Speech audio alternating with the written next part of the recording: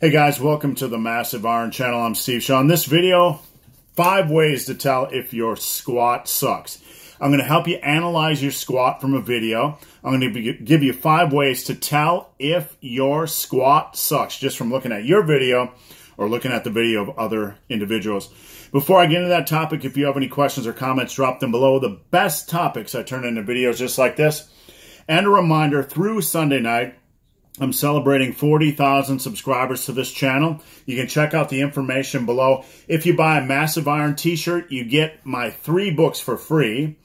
And if you buy an assessment, you get them 20% off using the code THANKS20. A workout assessment, diet assessment, exercise form assessment, body fat assessment, all that kind of good stuff. All right, 5 ways to tell if your squat sucks. I get a lot of inquiries from folks who'll say, hey, big, hairy, ugly dude, look at my video and tell me what you think about my squat.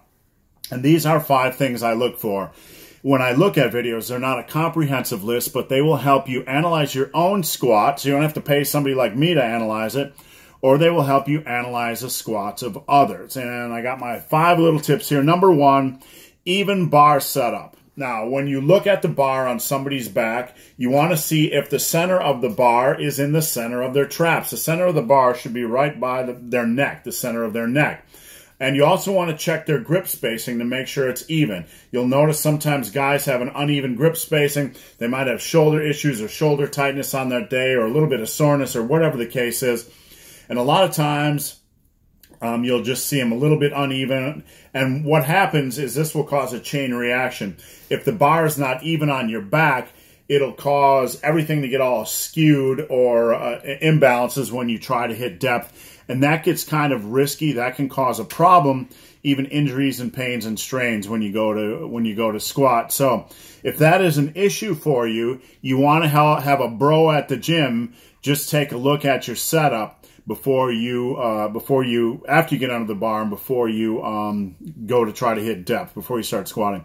Number 2 is upper back tightness. This is a big one as well. Guys will get under the bar, they'll unrack, they'll be all loose on their upper body, and they'll squat.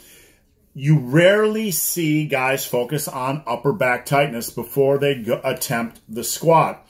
They just are they're just so focused on getting the proper depth and trying to get that rep done and all that kind of good stuff and all the cues they have in their head that they forget to make their upper back tight. Everything has to be tight. If your upper body tight.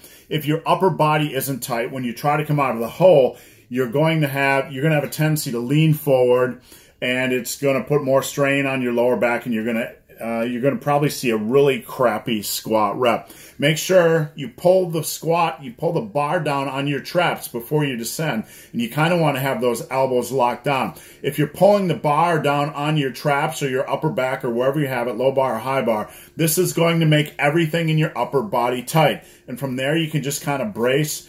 From there, you can just kind of brace your core, and then you descend. Just 2 things. Pull that bar down. Your elbows will be driven down. You'll have that nice and tight. And then just brace your stomach. So you want to get your upper body tight. You can tell that from videos because most guys will just be all like loosey-goosey and their elbows will be flying up and down during reps. So it look like they're flapping birds. Number 3 thing you want to look for in your squat videos are your knees inside of your feet. When you go to hit squat depth, your foot angle, your knee angle should be about the same thing. A lot of times, guys will have a tendency to be a little bit hesitant, when they're trying to squat, and they'll kind of squat knock-kneed, and their knees will be inside of their feet. You want to have the same angle. And one thing I teach folks when I'm teaching them to squat, face to face, when I'm actually doing hands-on coaching, is I'll tell them to show me your dick. You have to open your knees. You have to you can't be tentative. You have to make sure your knees open naturally, that your knees flower open naturally as you go to hit depth. So just watch for that. The 4th thing that you have to look for is when you're coming out of the hole, are your hips coming up before your head's coming up? A lot of times, this is a discipline issue. Guys will sink down into their squat, and then you'll see them do this with their hips, and then their head comes up. So it's hips up, heads up. The problem is, part of this is discipline. There's a lot of other factors that can cause this. But you want to concentrate out of the hole with driving your head up. Where the head goes, the body usually follows.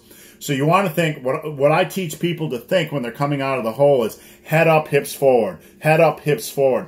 This will help you rep after rep kind of, you know, get that discipline, get that focus, get the proper focus, and it'll help you clean up your squat over time. So watch to see if your hips are coming up and then your head coming up. You got some kind of a discipline issue or form issue.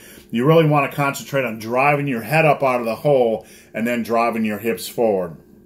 All right, the last thing is obviously the biggest thing you can tell from video, and that is depth issues.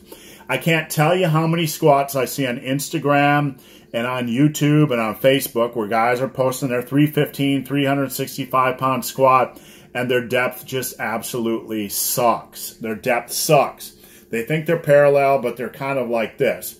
The crease in your thigh, and a good goal is you want to look for about the middle of your hip, and this is just a generalization, but the middle of your hip, the hip bone, has to be below the top of your kneecap. That's about a good generalization, a good area where you want to go at. You want to make sure your thigh is at least about parallel. That's a good eyeball thing as well.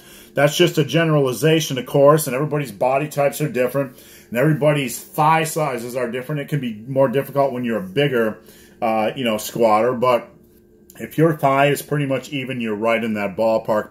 But with that said, it's really easy to tell the folks that aren't even close because their thigh and their booty are, hanging high above the top of their knee. So guys, hope this video has been of some help. Again, if you have any questions or comments, drop them below. If you've made it this far in this video and have yet to subscribe to my channel, please do. Don't forget the sale going on. Buy a Massive Iron t-shirt, get my 3 books for free, and get 20% off the assessments that I offer, all 5 assessments: body fat assessment, squat or exercise form assessment, diet assessment, workout assessment, should you bulk or cut assessment. All that stuff is below. Use the code THANKS20. All right, thanks for watching, and stay super sexy. Stay super sexy, people, and fix your damn squats.